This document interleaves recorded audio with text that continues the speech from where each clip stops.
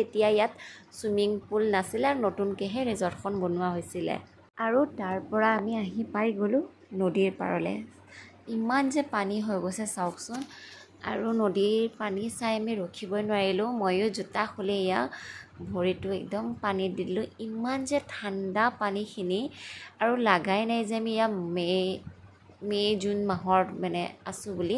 একদম ঠাণ্ডা দিন যেনেকুৱা লাগি গৈছে। ইমান বতৰটো ঠাণ্ডা, লগতে অলপ এটুপ দুটুপ বৰষুণ দি আছিলে। সেয়ে আমি গোটেই কেইজন অকণমান নদীৰ পাৰতে বহিলোঁ, চবে অলপমান কথা পাতিলোঁ, এনজয় কৰিলোঁ। এই দাদাও আমাৰ লগত গৈছিলে, সঞ্জুদাৰ ফ্ৰেণ্ড হয়।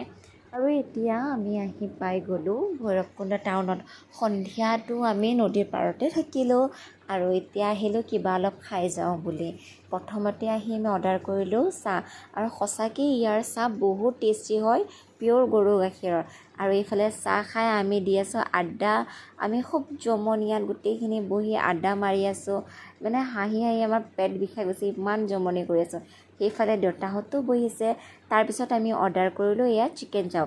চিকেন চাওখনৰ এয়া ৰঙা চাটনিটো যে চাইছে, সেইটো আছিলে একদম বেষ্ট, বহুত স্পাইচি আৰু টেষ্টি। আৰু ইয়াৰ পৰা আমি খাই বৈ আহিলোঁ আকৌ হোমষ্টেলৈ।